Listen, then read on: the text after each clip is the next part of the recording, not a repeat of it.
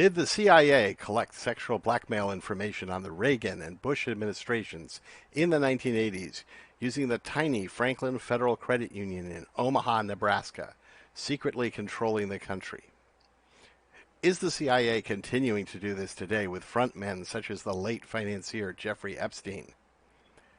Was the Franklin scandal the tip of a satanic iceberg that continues today, or the crazed QAnon of the 1980s, or both?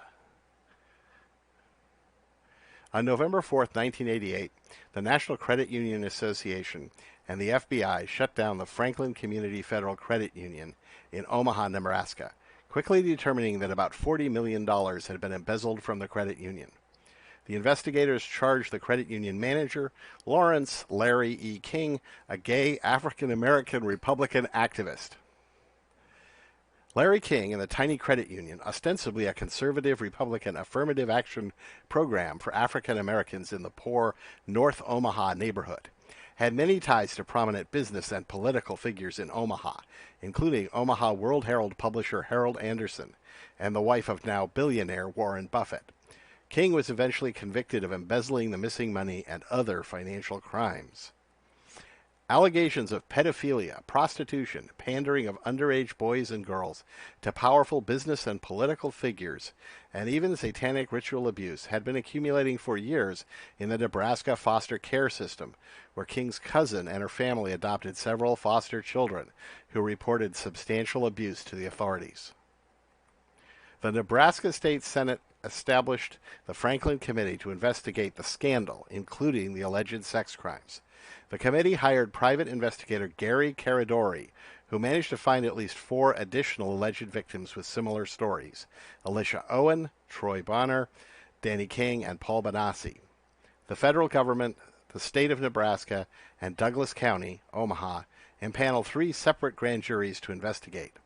The grand juries, the FBI, and the Nebraska State Patrol soon alleged a conspiracy by Gary Caradori and the alleged victims to get a lucrative movie deal and or lawsuit settlement by accusing numerous powerful figures in Nebraska of sex crimes, including Omaha Police Department Chief Robert Wadman, Omaha World Herald publisher Harold Anderson, department store heir and millionaire Alan Baer, and a number of others.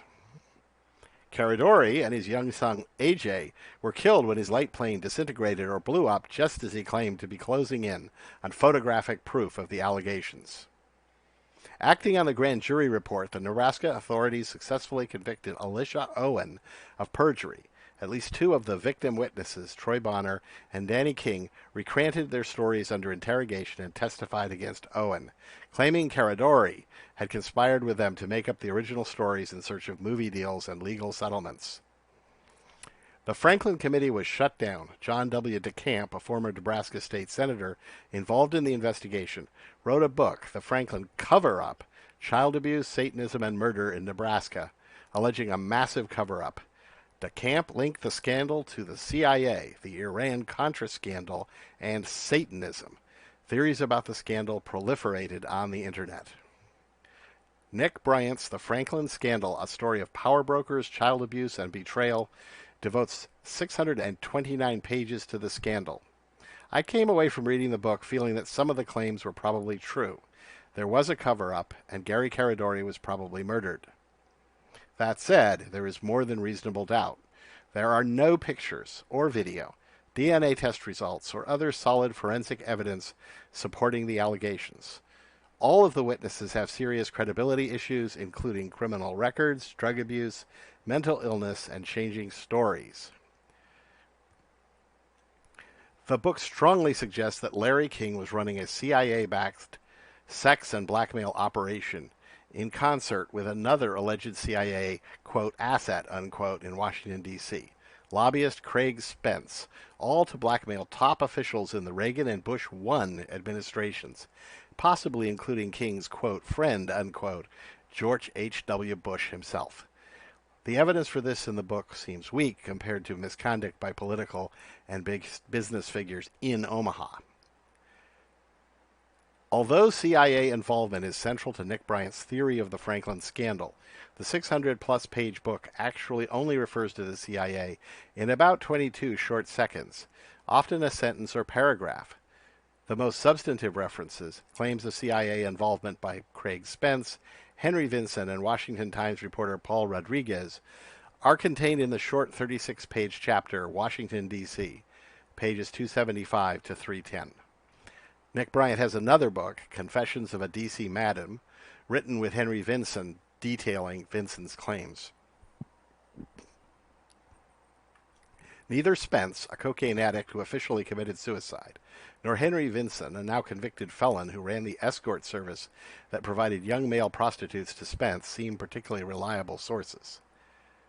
Only 6 short sections provide eyewitness testimony of CIA involvement.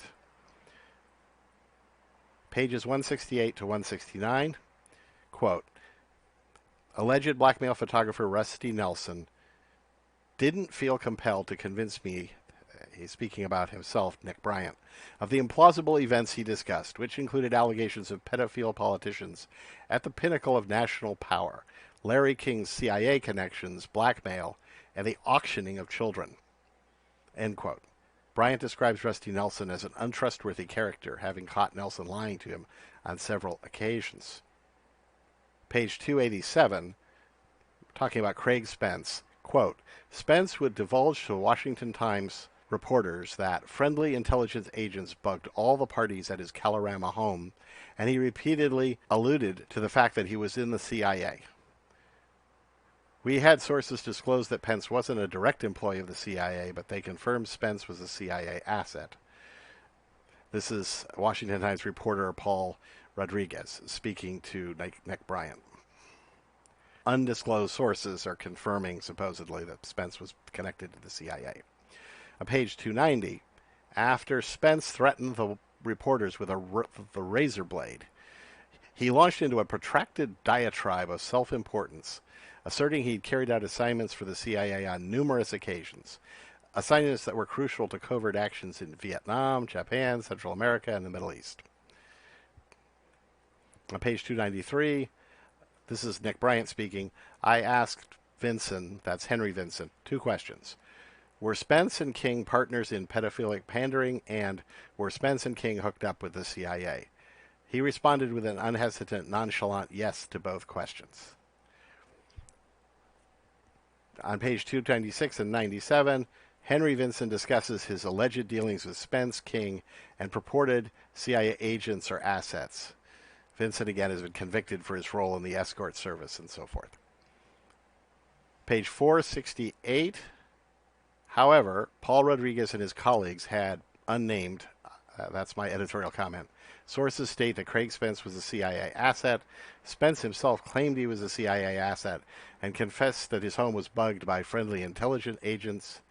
Henry Vinson also told me that Spence confessed to him he was a CIA asset and that his blackmail enterprise was CIA affiliated. A little bit later, same page. Vinson claims to have informed federal officials that the pedophilic blackmail enterprise of King and Spence had connections to the CIA. The CIA has denied its affiliation to Spence, and Vinson is a convicted felon. That's really only references to CIA that I could find in the book that are listed in the index. There are also some brief references to claims by Paul Bonacci, who seems to be the most out there of all of the so-called witnesses. Anyway, claims by Paul Bonacci about mind control and Satanism that imply either CIA or some other intelligence community involvement. So page 479, which never actually mentions the CIA. Bonacci told me about a high-ranking military officer who was in cahoots with King and Spence's pedophilic blackmail enterprise. He said the military officer in question was a Satanist and a pedophile. The military officer is the late Colonel Michael Aquino, founder of the Temple of Set, formerly a leader in Anton LaVey's Church of Satan, an Army psychological warfare expert who served in Vietnam, possibly in the Phoenix program. That's actually true. Curiously enough, the only clear CIA involvement in the Franklin scandal in the book is that the Franklin Committee, yes, hired former CIA director from 1973 to 76, William Colby, to investigate the death of Gary Caradori, Colby was a friend of John DeCamp. DeCamp had served for or with Colby in Vietnam, where Colby was head of the controversial Phoenix program, an alleged assassination program to wipe out the Viet Cong in South Vietnam, often accused of numerous crimes. Thus, the Franklin scandal involved CIA-connected investigators, the Franklin Committee, DeCamp, and others, accusing other business and political figures in Nebraska of working for or with the CIA in a nefarious sex and blackmail scheme. As the saying goes, you can't make this stuff up. You can read my long-form book review of the Franklin Scandal book at the tiny URL is tinyurl.com/555U5R6R. The longer URL is wordpress.jmcgowan.com/wp-the-CIA-the-US-with-blackmail. This concludes this video presentation. If you like this video, please click like. Please click subscribe and the notification bell if you would like to receive more content from us. You can avoid internet censorship by subscribing directly to our RSS news feed. Please consider sharing the link by email and on your website or blog, in addition to liking, upvoting, or sharing on increasingly censored, advertising beholden, big company social media. We have encountered such censorship. Mathematical software is developing algorithms and software to automate data analysis, reducing the risks of costly errors and increasing the predictive power of the results. You can support our work financially by subscribing on our Patreon page, https://www.patreon.com/mathsoft, or scanning the QR code in the lower right corner.